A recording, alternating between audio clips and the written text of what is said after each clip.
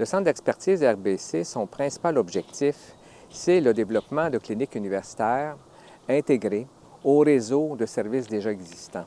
Donc, c'est développer des cliniques universitaires en lien avec les besoins de la population des enfants et des adolescents et de façon intégrée avec, par exemple, des services déjà existants au CIUS, au CHU, à la commission scolaire et dans les organismes communautaires.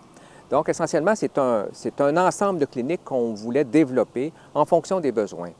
Alors, pour identifier les besoins, ce qu'on a fait, c'est qu'on a fait le tour de la communauté pour identifier quels étaient les besoins principaux des enfants, des adolescents et quels étaient les besoins pour lesquels il y avait une prévalence élevée et pour lesquels les services étaient relativement peu développés.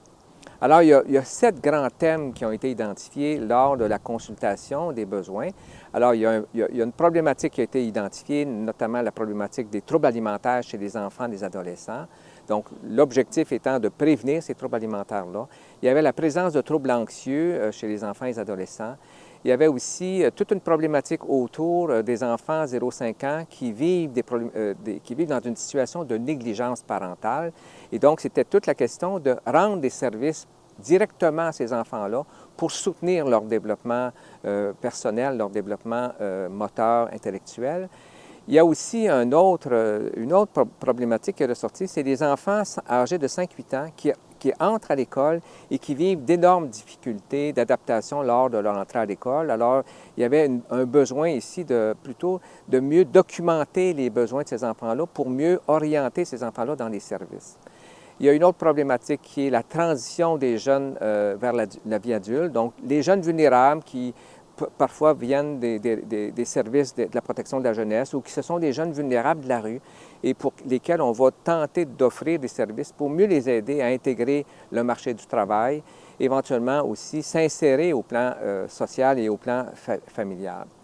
Il existe aussi une clinique qu'on est en train de développer concernant les problèmes d'apprentissage chez les enfants et une dernière clinique qu'on est en train de développer qui concerne les enfants qui ont eu une longue hospitalisation pour des problématiques de santé mentale et qui sont en fait en intégration vers le milieu scolaire. Donc, essentiellement, c'est de soutenir ces enfants-là pour mieux intégrer les milieux scolaires.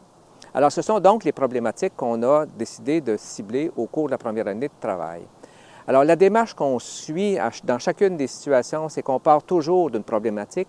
On fait une recension des écrits sur quels sont les facteurs de risque associés à la problématique. On crée chaque fois une carte conceptuelle, donc c'est-à-dire un modèle explicatif de la problématique.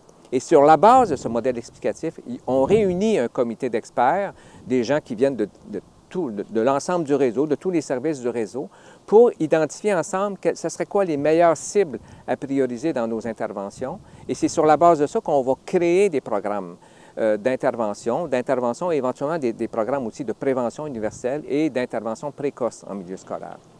Donc, essentiellement, c'est un peu cette démarche-là qu'on est en train d'implanter cette année. Et quand on implante un programme, bien sûr, il y a toujours un volet de recherche qui est impliqué. C'est qu'à chaque fois, donc, qu'on implante un programme, on fait aussi l'évaluation de l'effet et l'évaluation de l'implantation de ces programmes-là pour s'assurer de l'ajustement de ces programmes-là au fil des années.